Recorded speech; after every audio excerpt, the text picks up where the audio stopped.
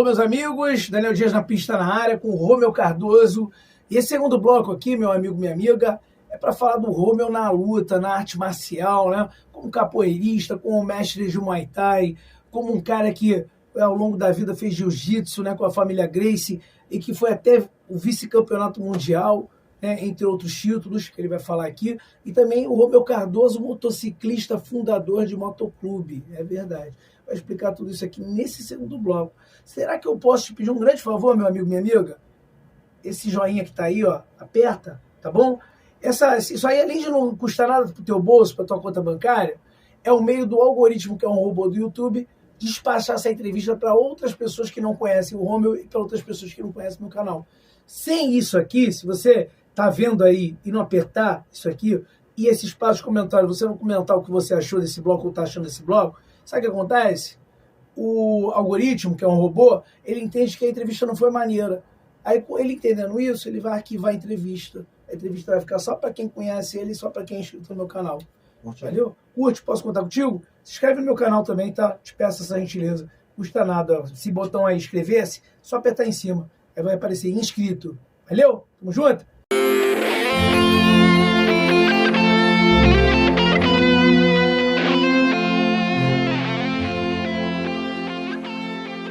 Romeu, segundo bloco, me fala do Romeu nas artes marciais. Desde quando o Romeu ingressou nas artes marciais e como ingressou? Vamos lá. Eu sou cria do bullying, né? O bullying na minha época era uma realidade. Desculpa eu falar, mas o bullying para mim, quando alguém fala para mim, já que na nossa época não existia essa palavra, eu falo, bullying que eu conheço é o bullying que joga o chá, joga o café, esse tipo de bullying. Então, pretinho, né? Escurinho, cabelo ruim. O pessoal olhava e falava assim, esse aí, não sei o que lá, é o narigão, o beição, não sei o que lá, e falava na maldade, mas eu não tinha problema com isso. Eu tomava cascudo dos mais velhos, eu era abusado, eu sempre tive uma natureza de enfrentar, então eu enfrentava, apanhava, chegava em casa com um olho roxo, meu pai falava assim, resolve na rua. Meu pai nunca foi o cara de, tipo, passar a mão na minha cabeça, né? Então eu ia pra rua, né? Ia pra rua, o cara que me bateu, eu fugia dele para não apanhar de novo, mas eu chegava em casa e eu falava assim, caralho, vai ter... Aí começava a bater no vento, eu falava assim, acho que agora eu tô pronto. Ia lá de novo e apanhava de novo. Pô, caraca, não deu. Né? E eu achava que eu era forte e eu era fraco, né? Eu era fraco, abusado, e achava que eu era forte. E, assim, eu não provocava ninguém. Mas eu também não sabia me esconder. O pessoal falava assim, lá fora eu vou te pegar. Não, pega lá fora não, te pega agora. E aí pronto, aí pegava, aí acabava aquele negócio, agarrava na gravata. Eu acabei virando o rei da gravata na escola. Passado esse momento, meu pai me colocou para fazer judô. O rei de tomar a gravata. Não, eu passei a dar gravata. Tu começou já a gravata de porteiro, mas era gravata de porteiro. Se você não conhece, gravata de porteiro é a pior coisa que você pode fazer hoje se você pegar um cara que luta jiu-jitsu. Você deu uma gravata de porteiro no cara, ele vai para trás de você, vai pegar o teu braço, vai estalar ele. É a pior coisa. Não deu uma gravata de porteiro, é melhor sair correndo. Então, quando eu aprendi que eu estava crescendo, meu pai botou para fazer judô e o professor da época ele falou assim, garoto leva jeito, tudo mais, mas era judô da escola. Então, tinha 2 vezes na semana, eu ia... Aí, às vezes não tinha ninguém, o pessoal não gostava, e acabou que ficou para lá. Aí eu fui fazer taekwondo. Eu gostava de chute. Aí eu fazia taekwondo. Eu fiz taekwondo numa igreja perto lá de casa. Aí o professor sumiu. Aí eu fiz uns 3 meses, ia pegar a faixa amarela, e aí o professor sumiu. O professor aí foi embora. Voltou lá para a Coreia. Aí eu falei, caramba. E aí eu fiquei com a saudade do taekwondo. E aí, pintou um professor de capoeira perto da minha casa, eu comecei a ir lá para dar um chute. Eu quero fazer aula e tudo mais. Aí o professor, não, mas ensinou, mas não era um professor, que ele não tinha formação. Ele ia lá ele sabia capoeira, mas não ensinava. Não era um mestre. Aí eu cheguei a fazer um pouquinho com ele, mas acabou. Aí eu ficava naquela vontade, mas eu não conseguia, porque na Barra da Tijuca não tinha nada. Minha mãe, para fazer ginástica e alguma coisa, ela ia fazer na ACM, aqui na cidade. Eu vinha para lá para fazer, né? Tudo muito distante. E aí, tinha uns amigos meus, o Renzo Gracie, que era que era garoto também, que nem eu, mais novo do que eu tenho 58 e deve ter 56. Então, assim, eu tinha 11, 12 anos, o Renzo, um molequinho, magrelo, e, pô, todo mundo falando que ele era bom de porrada. Eu olhava pra cara dele e falava assim, esse moleque magrelo, se eu dou, pego ele na gravata de porteiro, ele não sai. Pego ele na gravata, ele não sai, né? E aí, uma vez a gente discutiu por causa de bolinha de gude, não sei o que lá, e ele me encarou, eu falei, pô, isso, cara, você tá me encarando, eu maior do que ele, pô, mais velho, mais forte, como é que esse cara tá me encarando? E aí, beleza, virou meu amigo, a gente não brigou nesse dia, e eu comecei a frequentar a casa dele direto. A casa dele era, tipo, todo mundo ia pra casa dele. A casa do Renzo era a casa de todo mundo. Era a Vera e o Robson, e também era a casa da Ana também, que era a prima, irmã da Vera. Então, assim, era a casa de todo mundo. E, porra, a casa alegre, a casa feliz. Minha mãe ficava com muita raiva que eu ia pra lá, não gostava. Ficava, pô, sai daí, não sei o que lá, ficar na casa dos outros, não sei o que lá. E eu vivia lá mesmo, via socado lá. E dali, meu irmão, eu comecei a adquirir essa paixão pela luta. Com 15 anos, 14, 15 anos, eu comecei a fazer jiu-jitsu. Comecei a aprender aquela arte, mas ainda sentia aquela vontade de socar e chutar, porque eu era fã do Bruce Lee. Quem é da minha época tem dois grandes clássicos do cinema, que é o Bruce Lee e um filme que seria hoje uma série da Netflix, que passava na Globo, que era o Kung Fu, que era um cara andarilho que vivia de cidade em cidade, e aí ele era sempre afrontado pelos caras da cidade, né, tipo os valentões, e ele resolvia tudo com a técnica, né? Alô, meus amigos, o momento do business no canal Daniel Dias, de quem ajuda a manter o canal, hein? Claro que eu tô falando do meu amigo, meu irmão, o meu parceiro Carlos. E o que o Carlos tem? Celebridade Motopeças e Borracharia. Tu tem moto? Tem? Então, meu amigo, vai no lugar certo. Celebridade Motopeças e Borracharia, na rua Aristides Lobo, 219, no Rio Comprido, região central do Rio de Janeiro. Aberto todos os dias, de segunda a sábado, das 8 horas às 18 horas. E aos domingos, a única que abre aos domingos, das 9 às 14 horas. O telefone para contato é o 21 979 3863 16, 21 979 3863 16. Fala que assistiu aqui no canal Daniel Dias, vai ganhar um baita de um desconto. Então, assim, eu cresci vendo isso. E tinha o nosso desenho também do Maitai, o Savambu, né? Demolidor, lembra? Ah, o Demolidor, lembro. Savambu era um desenho, também maneiro, lembra? Lembro, sei. Mas esse é da sua época. Da minha época é o Mike Thor. Tua época é Robô Gigante, meu amigo. Robô Gigante, Ultra Seven, Ultraman. Ah, tu peguei, pô? Ultra Seven Ultraman. Claro que peguei. Spectroman. Pô. Isso aí. Maneiro. Então eu assistia muito essas coisas. O Capitão Asa. Você viu o Capitão Asa? Não, isso não. Pô, cara, Capitão Asa. Aí, muito legal isso. Eu fui amigo... Isso vai entrar no próximo bloco, porque é na parte do motocicleta. É agora, né? Nesse bloco agora, né? Então, olha aí, ó. Se liga nisso, ó. Eu fui amigo do filho do Capitão Asa. Pô, e o cara, meu irmão, era sensacional, irmão. Depois eu falo pra você, pô, o cara me lembra disso, Capitão Asa. Eduardo Viana, que era o filho dele, meu amigo. Pô, várias histórias, vamos lá. Então assim, eu aprendi naquele momento que eu precisava me defender dos valentões, porque só tinha valentão. E, pô, meu pai falava pra mim, Romulo, quando você crescer, você vai trabalhar comigo lá no bar. E eu sempre cresci com aquela parada, meu irmão, eu tenho que aprender a trabalhar lá no bar e, pô, eu tenho que defender meu pai. Meu pai já tinha mais velho, e meu pai sempre falava pra mim, Romulo, ó, homem não se segura, homem se dá porrada. Tipo, você tá no meio de uma confusão, você vai segurar o cara, você vai apanhar. É verdade. Entendeu? Então ele fala assim, você tem que aprender a bater. Então, aquilo me afastou do jiu-jitsu. Por quê? Porque o jiu-jitsu você segurar, você depende de segurar o cara. Eu tenho que travar você, vou te botar no chão, tudo mais, e falar assim, pô, se eu botar o cara no chão, eu vou levar uma bicuda no meio da cara. Numa balada não dá mesmo. Aí eu fui servir o exército, eu continuei treinando jiu-jitsu. Aí eu fui servir o exército, quando eu saí do exército, eu me matriculei numa academia de capoeira. Aí eu comecei a treinar capoeira, tal, garotão, 19 anos, e capoeira pra lá, capoeira pra cá, fiquei apaixonado pela capoeira. Meu irmão, eu ia em tudo quanto era roda. Ia no subúrbio, ia no médio, não sei aonde, meu irmão, eu ia pra tudo quanto era buraco que você viveu, eu tava lá na capoeira. E fui, pô, meu irmão, eu chutava rápido, comecei a ficar bom naquele negócio. E aí eu comecei a treinar capoeira e jiu-jitsu, capoeira e jiu-jitsu. Mas eu sempre deixava o jiu-jitsu, não vou jiu-jitsu hoje não. Aí ia pra capoeira. E me virei, meu irmão, fera na capoeira. Um belo dia, um amigo meu falou assim, pô, tô treinando Muay Thai. Eu, o quê? Não, tô treinando boxe tailandês. Eu, pô, o que é isso? Não, boxe tailandês, já luta assim e tal, não sei o que lá. Pô, o professor tal de Marco Rua. Marco Rua? Não conheço, não. Pô, o bicho lutou Vale Tudo 2 anos atrás com Pinduca. Eu falei assim, vou lá ver isso aí. Aí eu fui lá na Corpore, que era a academia que tinha ali na Copacabana, tinha quase no Rio de Janeiro inteiro, mas eu fui na de Botafogo, São Conrado. Aí cheguei lá, meu irmão, tava o Rodrigo. Pô, Rodrigo é um amigo meu de infância. Eu falei, qual é, Rodrigo? Tá fazendo aí? Eu dou aula de Muay Thai aqui, de boxe tailandês. Eu falei, então legal. Aí eu comecei a treinar e ele, pô, tu leva jeito. Peguei rápido. 2, 3 aulas eu já tava chutando e batendo. E o Rodrigo, meu irmão, vai ser fenômeno na parada. E eu comecei, meu irmão, a emburacar, partir pra dentro. Aí eu falei, quando o Marco chegar, ele vai gostar muito de você. O Marco chegou, falou assim, vambora. Eu era muito rápido, eu tinha muita velocidade. Porque tu já tinha a velocidade da capoeira. Tinha muita velocidade nas pernas.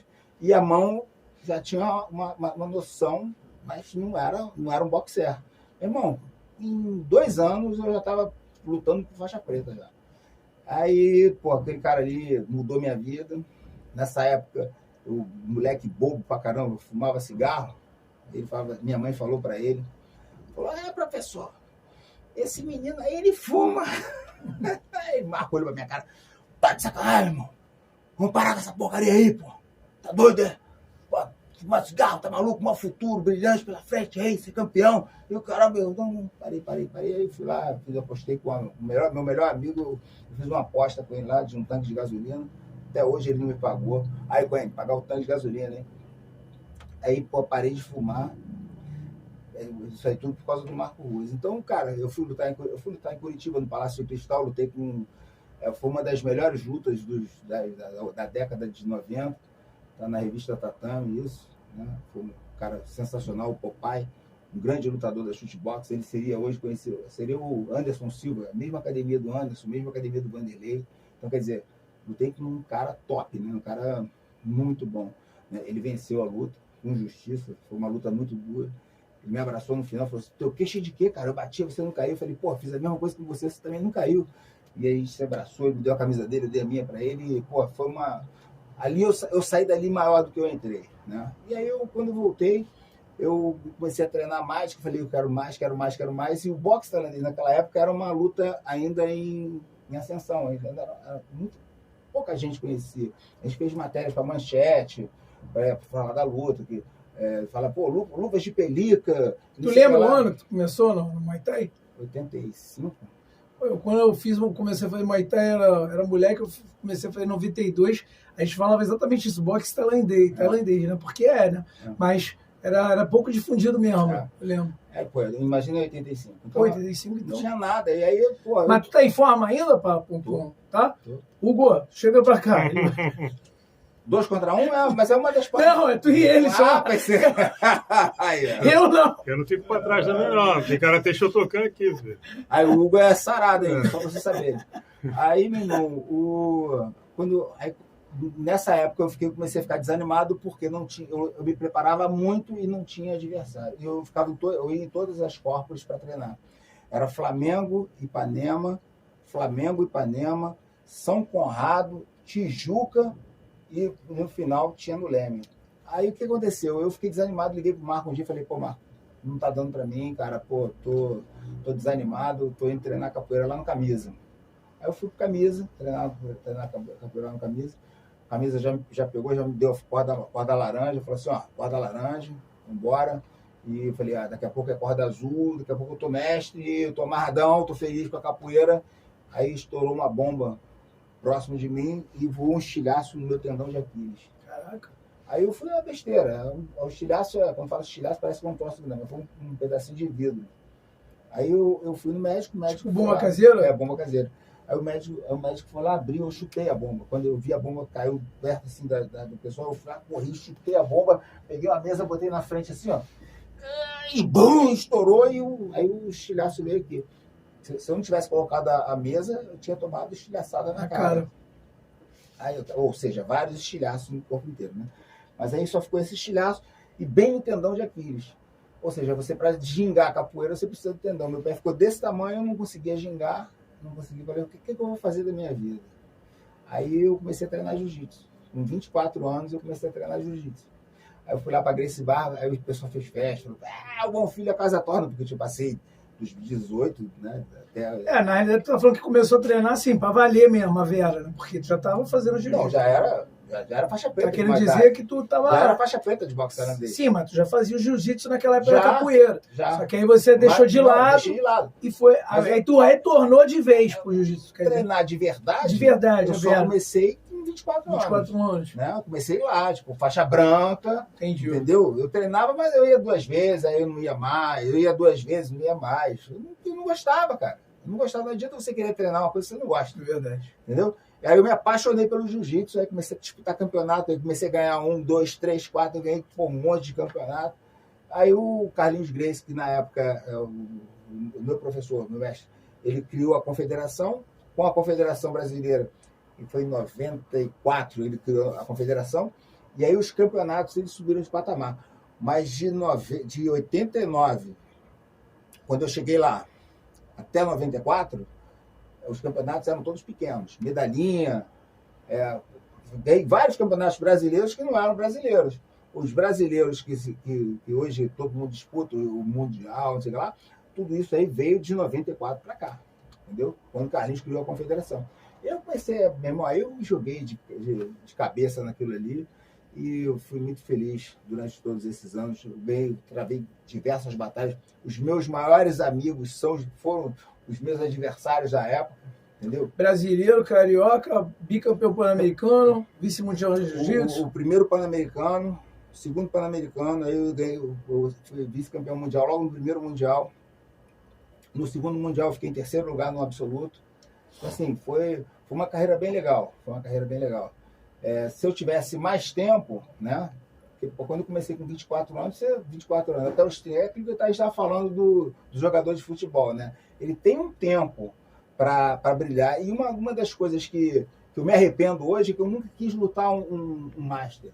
Porque eu achava que eu ia matar o cara que se eu lutasse com ele no Master. Porque realmente eu tinha uma forma... Você vê, eu estou com 58 anos hoje, eu me sinto como se eu estivesse com 40. Né? Mas eu me sinto como se eu estivesse com 40, chegando aos 40. E naquela época, eu com 30, eu achava que eu estava com 18. Eu falei assim, vou lutar Master nada. E eu tinha que ter lutado Master, eu devia ter lutado Master. Entendeu? Porque eu teria uma carreira com mais títulos, com mais... eu teria continuado a minha história. Só que aí, quando chegou em 2000, meu pai faleceu, eu também meio que dei uma...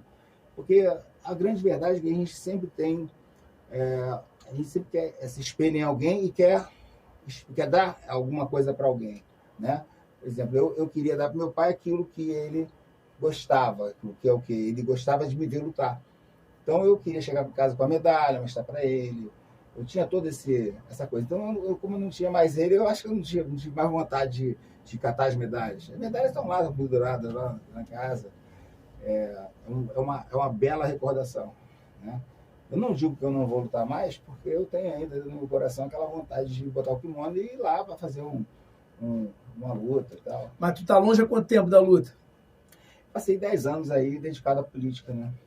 É uma outra luta. De 10 anos para cá, tu parou então com os tatames? Tem mais. Tem uns 12 anos, desde 2010, mais ou menos. Show. E fala um pouquinho agora, né, de você, porque o bloco está acabando. Eu queria que você falasse agora de você, motociclista, fundador do Motoclube. Eu sempre gostei de moto. Eu tinha push quando era criança. E eu tenho um grande amigo que ele sempre falava para mim assim, ele comprou uma moto e eu via ele passeando. Eu falava assim, pai Polomero, um dia eu vou comprar uma moto e vou andar contigo, hein? Vai ser eu e você andando, hein? E aí o Polomero, tô te esperando, não sei o que lá. Um dia eu fui lá e comprei minha moto. Falei assim, comprei a moto. Aí eu comecei a andar com o Polomero. E a gente ia para um bar chamado Texano. E aí tinha uma galera lá muito maneira. O pessoal gostava de rock and roll e tal, não sei o que lá. E tal, ficava ouvindo aquele rock and roll lá e gostava da mesma sinergia de andar de moto. E aí juntou aquela galera, todo mundo com o mesmo pensamento, vamos montar um motoclube, porque todo mundo cresceu, via Hells Angels, via não sei o que lá, não sei o que lá, mas só que não dá, né? Um é muito grande, o outro, entendeu? Era aquela coisa assim, tipo, já tinha uma tradição, já tinha um negócio, a gente não queria ser como eles, a gente queria ter o nosso. E aí a gente resolveu montar um motoclube. E aí a gente fez uma reunião lá no bar do Oswaldo, juntou lá 13 pessoas, 14, né? 13 e meio, a gente briga que um não tinha moto, que é o Fermin. E aí a gente montou o Brotherhoods, que é um motoclube que hoje está com 22, 23 anos, sei lá. E é um motoclube muito legal, interessante. Pessoal bacana, pessoal que vai para a estrada mesmo. pessoal que gosta. Vocês ainda saem, ainda? Eu não faço mais parte. Eu Não saí, faz mais parte? Não. Eu saí por causa da política, por causa da minha filha, que era pequena. Quando ela tinha 2, 3 anos, eu saí, eu me desliguei porque eu não estava dando conta. Porque você tem que ter assiduidade, tem que ter presença. E como eu não tinha tempo para me dedicar, eu pedi desligamento, eu entreguei meu colete na mão do Paulo Homero e até hoje eu não peguei de volta. Está lá. Eu acho que tudo na vida a gente tem que estar de corpo e alma, né? Não adianta a gente estar mais ou menos, né? Mas Tá é bom que vivendo mesmo, eu criei uma coisa que Claro, hoje está aí. ficou lá, né? Tá na Mas história. é o que você falou, você não estava podendo se dedicar, você você teve realmente a percepção de se retirar. Sim. É melhor a gente se retirar do que fazer a gente retirado. sair. É verdade, eu penso isso também. Tem que Muito ter o bom. semancol, né, meu amigo? É. E, rapidinho, você consegue falar rápido do que você me pediu para me te lembrar? Do Viana? Pô, tem um grande amigo na época do Brotherhood, eu tive a oportunidade de conhecer, ele é o filho do Capitão Asa. Para quem não sabe, o Capitão Asa era como se fosse a Xuxa. Na década de 70, o Capitão Asa era como se fosse a Xuxa, que foi na década de 90. Né? Então, assim, era o ídolo de todo mundo. Programa infantil? Programa infantil, Spectreman, Ultraman, Era Seven, Capitão Homem de Ferro, Capitão América, tudo em desenho animado. E, cara, era um barato do programa dele. E eu conheci o filho dele. E esse filho dele morreu num acidente de moto, infelizmente. Mas antes dos dois morrerem, eu tive a oportunidade de conhecer o Capitão Asa, de jantar com o Capitão Asa. E ele me deu um livro lá, assinado. Pô, eu tenho esse livro guardado lá com o maior carinho. E esse menino, esse Eduardo Lopes Viana, era um cara assim fantástico, um cara que eu tenho uma saudade muito grande dele, porque era um cara muito alegre, muito comunicativo. E pelo fato de ser filho do Capitão Asa, eu tinha assim, uma grande afeição por ele, pela história do pai, por tudo que ele contava. Então eu tive a oportunidade, o Capitão Asa, ele foi da PE do Getúlio. Ele era um dos motociclistas do Getúlio também. Então, quer dizer, é toda uma história entrelaçada, entendeu? E, pô, o fato dele não estar mais aqui, isso entristece o coração, mas a memória fica sempre acesa e viva por conta de tudo que a gente vive, né? Por isso que eu digo, assim, a gente tem que viver com intensidade para a gente poder saber que valeu a pena. Verdade. Alguma consideração final aqui sobre esse assunto todo? Não, tá bom pra caramba. Curte aí, porque, pô, a gente tem que botar esse vídeo pra frente. Então deixa o like, deixa a mensagem do que tu achou aqui desse bloco, valeu? Você que é lutador, de repente aí se identificou com uma relíquia, que o cara é relíquia, né? Ó, primeiro Mundial de Jiu-Jitsu, o cara participou, é ou não é relíquia? Deixa teu comentário aí, valeu? Tamo junto.